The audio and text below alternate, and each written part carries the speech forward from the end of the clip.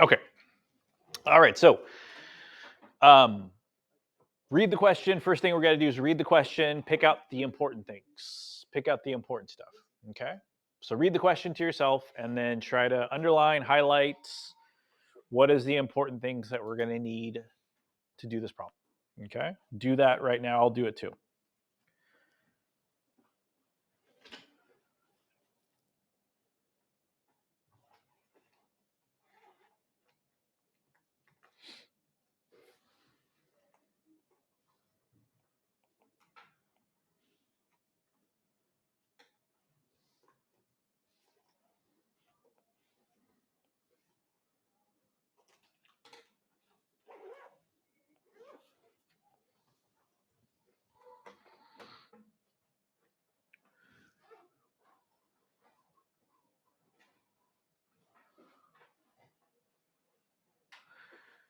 So, there's not a lot to pull out.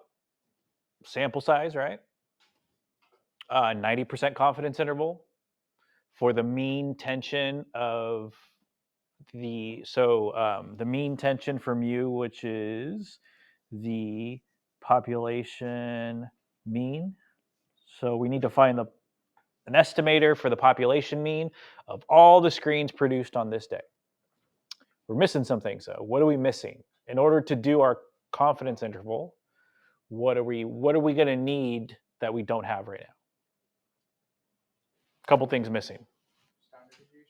We don't have standard deviation, population, or sample, right? We don't have any standard deviation, right?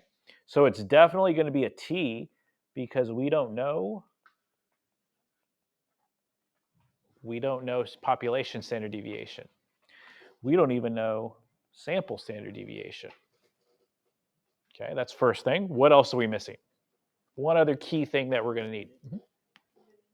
This, we don't have the true mean, which makes sense because that's what we're trying to estimate, or the sample mean, right? X bar. We don't have either of those guys. What they give us is a set of data. Okay. So what we're going to do first is plug in the set of data and get those two things. Okay. So what I want you to do is plug those numbers. There's 20 numbers. Plug them into L1 and get the sample mean and the sample standard deviation.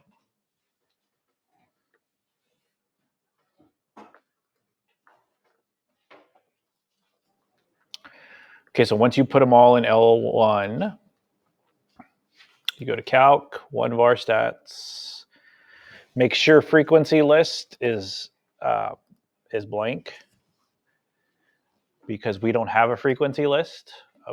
We just have one list. Okay, so I got my mean was 306.32, 306.32. Standard deviation, we use S. Use the one that says S. They're always very, very close to each other, but 209. Okay.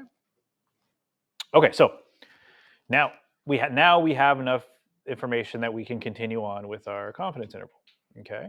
So the first step of the confidence interval always is population parameter.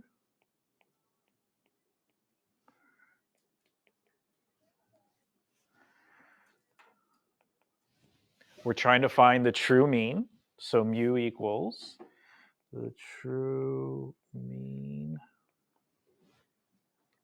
And then in yellow, that's exactly what I'm going to write. True mean tension for all screens produced on this day.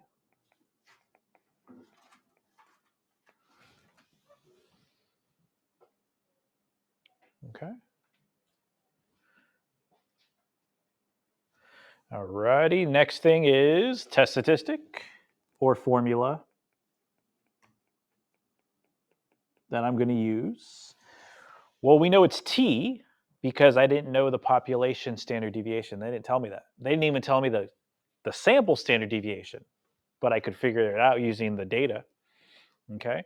So I'm going to say X bar plus or minus T critical times S divided by the square root of N.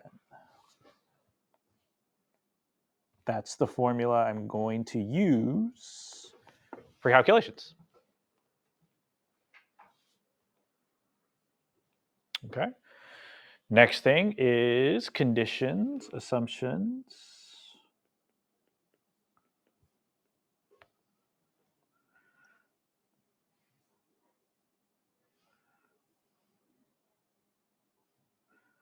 Oops. Check. Condition 1, SRS. Condition 2, 10% condition. Condition 3 is shape approximately normal.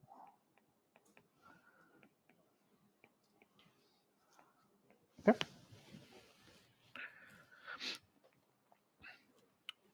So let's see. I believe it said random sample of 20 screens. Yep. Stated. 10% condition and is 10% of big N. We know little n is 20. 10% of, we don't know how big N, but if 20 was the sample of randomly selected screens, and big N is just going to be all the screens. That's the population. All screens produced.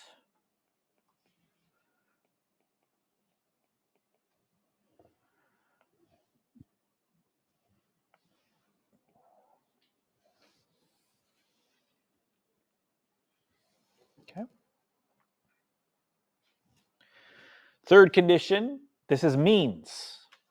So remember, we're not using n times p is greater than or equal to 10. N times 1 minus p is greater than or equal to 10. Well, that's only for proportions. The three options that we have are right here. Okay. Stated as normal. Population stated as normal. I don't think it was that one. Large enough sample size and is greater than 30. Now our sample was 10, or sorry, was 20. So what we're going to have to do is we're going to have to make a graph and analyze the data. Okay, well, we already have the data, right? So we're going to go back to our calculators. We're going to use number 3. So we're going to go back to our calculators, and we're going to graph that data. The data that we have in L1, we're just going to graph it, okay? So first thing you're going to do, because we haven't graphed in a while, so go see this y equals up in the corner, hit the y equals, and if there's anything here, clear it out. Just hit clear.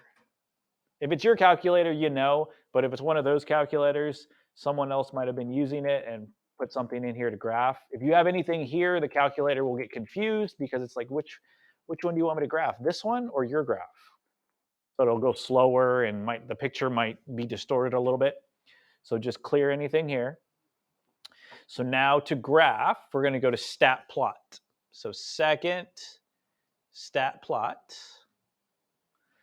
We want one of them to say off. So out of 1, 2, or 3, one of them say on, sorry.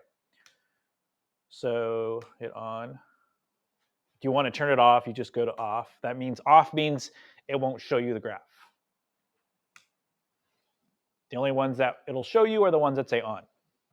And then we have type. Scatter plot, line graph, histogram, modified box, box plot, or I'm not sure what that one is over there. We're going to use this one because we want to look for skewness and outliers. Okay? Might not be bad to use this one to look for skewness. Skewness might be easier to use the histogram, but to look for both, I think the modified box would probably be best. Where's your list? L1, frequency, just 1 is fine. Okay, so now we want to look at our graph. We're going to go to zoom, stat. And there's our graph.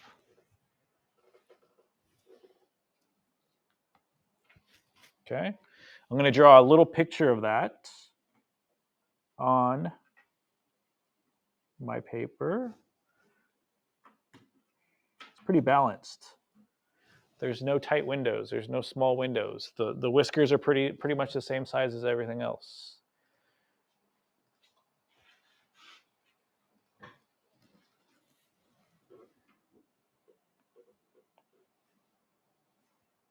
So I say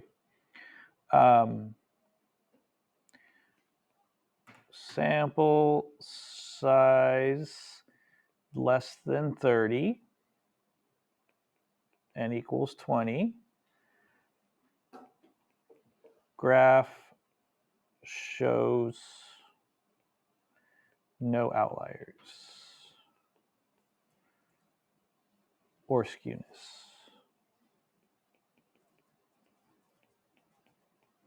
And like I said, if you're not sure about skewness, use the other graph. I use box plots, modified box, because that tells me automatically if I have any outliers. But if you're not sure, go use one of the other graphs. Histogram. Histogram is probably the easiest one to tell if there's skewness. Zoom, stat. It's a little skew, but it's not crazy skew. The peak is in the middle. The peak's not on the edges at all, right? So is it perfectly symmetrical? No, but it's not crazy skew, and there's not, this guy out here is not an outlier. We know it's not an outlier. Okay. Okay, so getting back to here. Calculations. Okay. X bar was our sample mean. Our sample mean was 306.32. Plus or minus. T critical. T critical. Well, we need degrees of freedom for T critical. N minus 1. So it's going to be 19 degrees of freedom at a 90% confidence. That's going to be 90% confident right there. 19 degrees of freedom. 1729. Okay.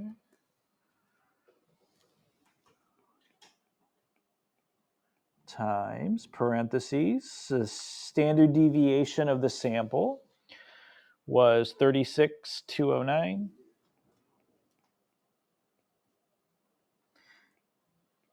Standard, or the sample size was 20.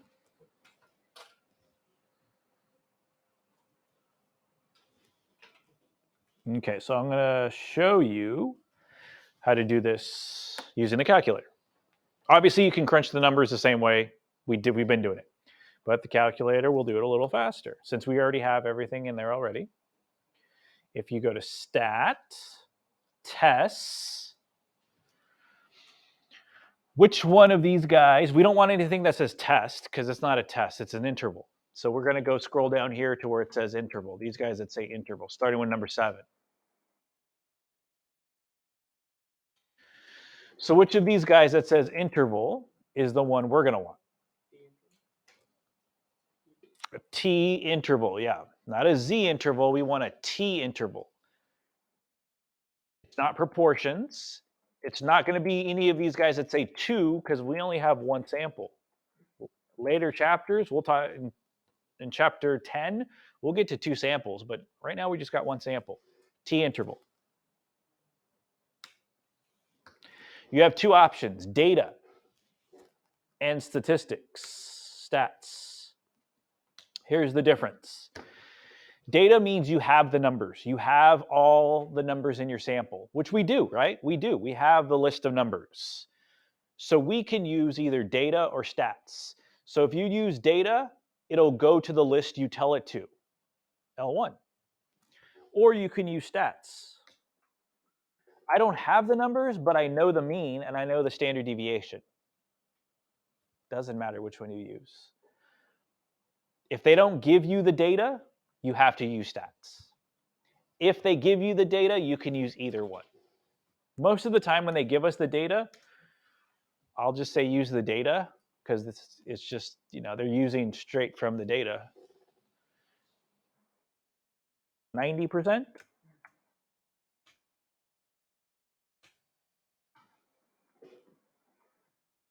There's my interval.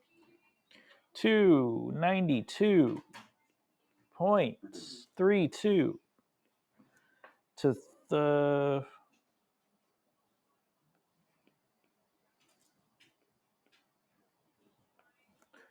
to 320.32.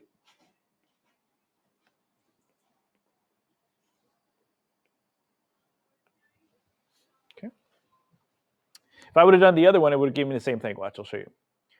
Instead, I'll choose the other option. Where is it? T interval. If I use stats, then I actually have to plug in what the sample average and the sample standard deviation is. It won't have it there, and then you get the same thing. Okay.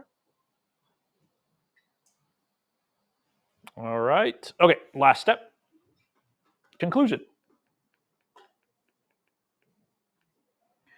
We are blank % confident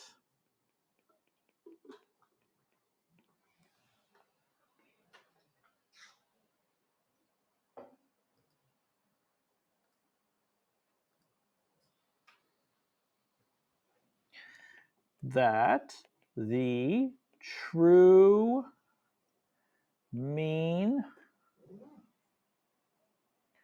tension for all screens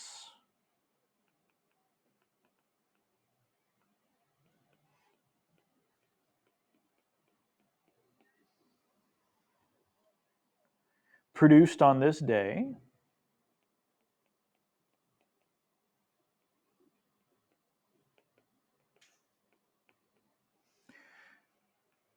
are between 292.32 and 320.32. They give us megavolts, or what is it? What was it? Megavolts? Millivolts. MV.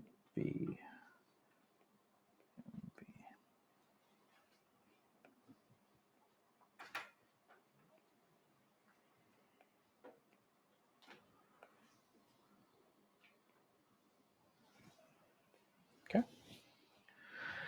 So I'm 90% confident that all of these made on, I only take a sample of 20. I only took a sample of 20.